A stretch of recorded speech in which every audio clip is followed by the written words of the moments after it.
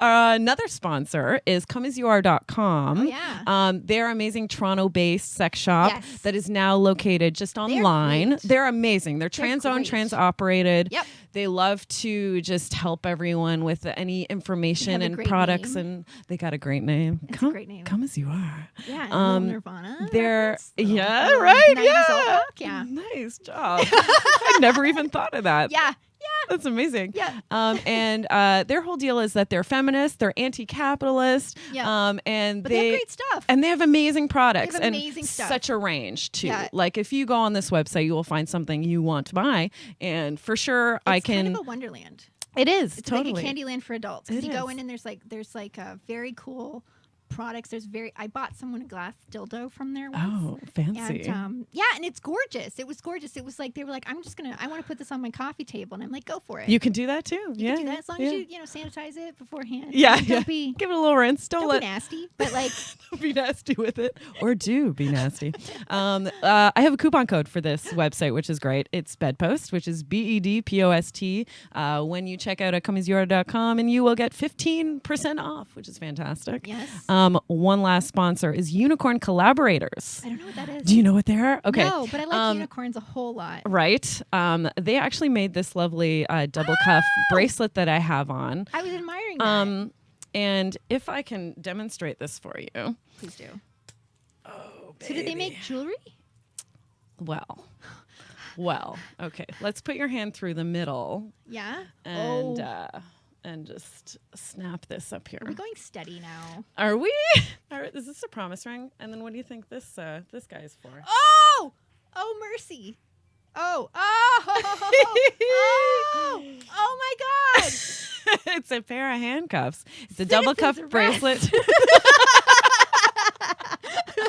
I'm just going to leave you like that. Unicorn Collaborators is a fantastic Toronto-based leather company, and they have been making lovely kind of jewelry / BDSM kink that's incredible. products. Yeah, and they have some amazing cool designs. It's multi-purpose. Multi-purpose. They've been doing it for about 5 years here in Toronto. Oh my God. They make a bunch of different sizes. They're a body positive brand. Nice. It's going to be either super adjustable or the product's going to come in like a wide range of sizes. So and whatever your body at, body beautiful. You can have that one for free, Unicorn Collaborators. I just love them. They're absolutely lovely people. That's incredible. If you're interested in, I love that. Yeah, and they have really unique designs as well, like this. A lovely double cuff. They've been doing it for 5 years. Oh. But they are just kind of blowing up right now, which is fantastic. It's that moment. Right? Yeah. So if you are interested in their products, you can DM them for inquiries. They're at unicorncollaborators@gmail.com, or you can follow them on Instagram. They're on Twitter. They're on Facebook as well, all under Unicorn Collaborators. You like? I love that. That's incredible. This is fantastic. That is fantastic. And they do it, in black leather, and they've got like gunmetal and that's silver. Usable. Like you would, like some handcuff stuff is like, ha. Like I wouldn't, like I'll just, this looks funny, but I'm not going to like use it for serious business. You can use this. You can use that for serious business. And the different types of leathers they have also are like stronger. This is one of the softer ones, but they have ones that are more stiff that are even more intended for like play. Getting down. Dirty. Getting serious with your play. Leah, you have a podcast. I do. Tell us a little bit about the podcast. Okay, so I was blogging for a while. Yes. But nobody reads. Nobody reads blogs, and nobody reads anymore. I do. Yes. I love reading blogs.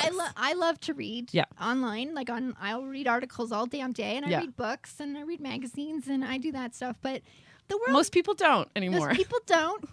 Most people like a good skim. Yeah. So I could never really get like very much traction with it. And I mean, I love to write. And then my good friend, who's a mutual friend of ours, Alex George. Yes, he's lovely. He's a lovely person. Yes, he's he is my best friend, and he is also my collaborator, production collaborator. You're a Unicorn Collaborator? Yes. We're double pronged. And then, or I'm like a wild pony, and he's like trying to rein you in. Yeah, get over here. So he suggested a podcast, and I, for a long time, was like, no. And I don't know why I resisted for so long. I guess I just was so determined to write, and then it just never dawned on me because I'm an idiot that it was like, no, you can write something and read what you've written. You write, okay? You can just read what you write. And it's so perfect for your phone sex podcast because we get to hear your voice. Yes. And that is the whole thing with calling a phone sex operator. Yes. You're talking to the person hearing their voice. And perfect. I also feature real calls. Yes. I I was going to ask them. Okay. Are those real? Yes. They're real. They're real. They're real calls. They're real calls. They're real. The enema one. That was a reenactment. Okay, I was gonna say, I'm like, that happened a long years ago. Yeah. And Okay, so what I'm doing is that I record a lot of real calls. Yeah. And then I will reenact some that were just too long or happened a long ass time ago. So I've started to recruit all my like male friends ever. Yeah. I asked my friend, I was like, will you do the voice of a pedophile? And he was like, okay. Yes, yeah, the enema one was a guy who called me on Easter, and he had been up all night doing crystal meth. As one does. Yeah, that's the first thing he said to me was he's like, I've been up all night doing crystal meth. And I was like, strap in. Yeah, I'm like, Let's... I'm ready. I'm ready for this. Listen, bitch. I'm going to ride this thing till the wheels fall off. I'm going to hold on till it's on its last legs, and then I'm going to snap the legs off and turn them into wings. Like, I will not let this one die. I'm like, you go, bitch. And then he was giving himself an enema in his kitchen with... not just a normal enema. No. Definitely abnormal. He was just, like, grabbing everything he could in his kitchen. He had milk and, like, peanut butter and... it's so disgusting. It's so great. And just enemaing all over, like, rocket bananas, filling. Didn't he? Yeah, I think there were bananas.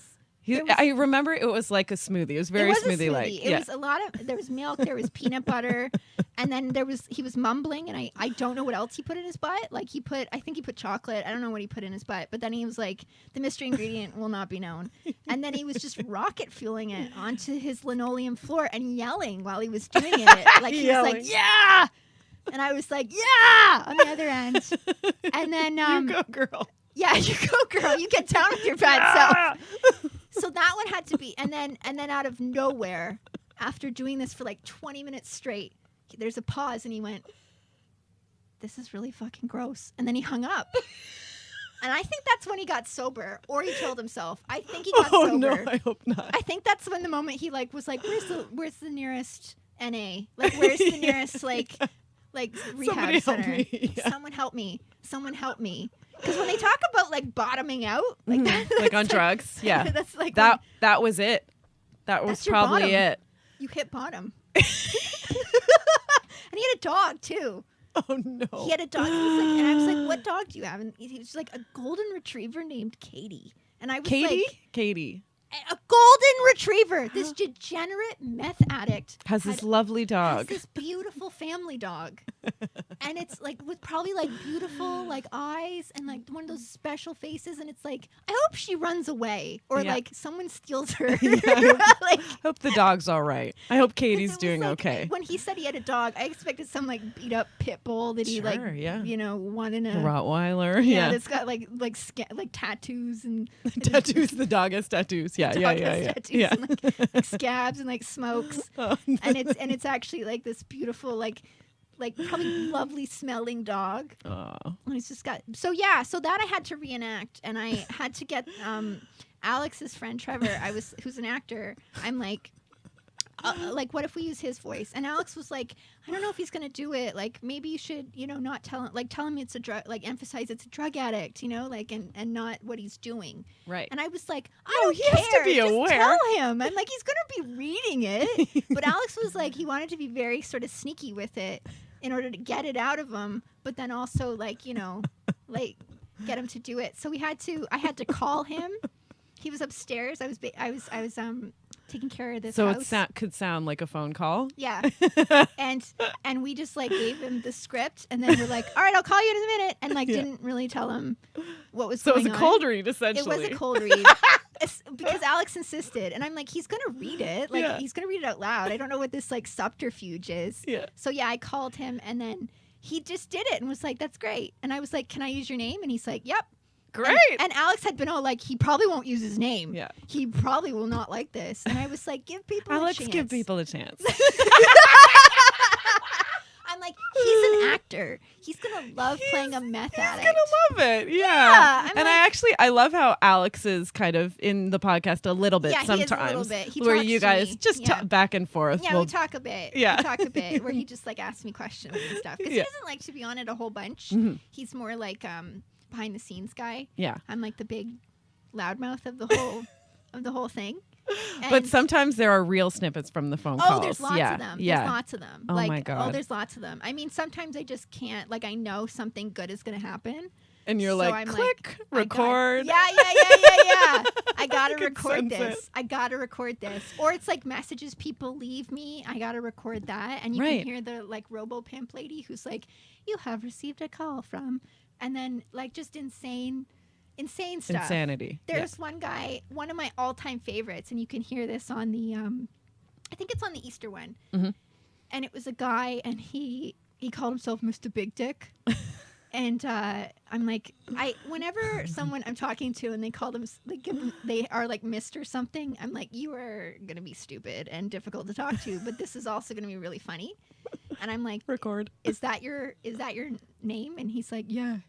And I was like, okay, well, it's an unusual Christian name. Big Dick. But yeah, Big Dick.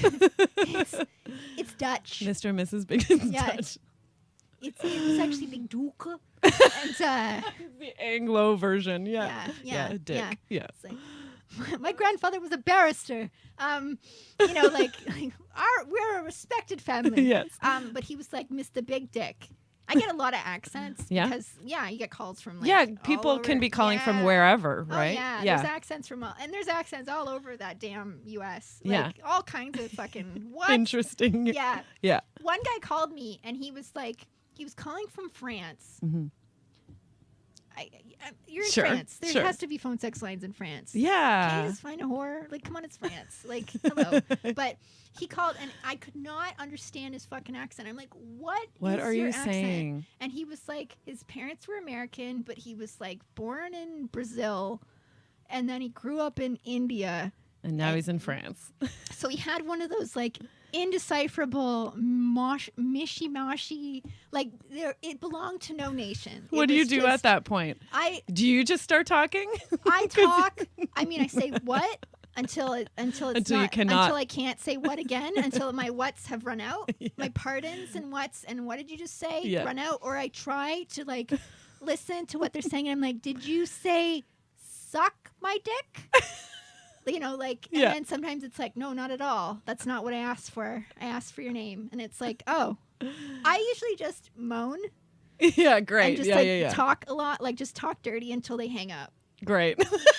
Like, and then because it reaches a point where it's like, this is not going to go It's not a anywhere. conversation anymore. Yeah. It's No, like, I don't know what you're saying. Yeah, You know, I have like no it was idea. this weird, like Hans and Franz. Like, like it was just like it just was like I couldn't understand a word he was saying. And I'll get calls too from people who are speaking English allegedly, and they just are so mumbly. Yeah. And so Is it because they're in the closet? They're hiding in the closet? they've lived their lives in the closet. Like they just are really just garbled. Just generally garbled. Hey baby. And it's like, what are you saying to me?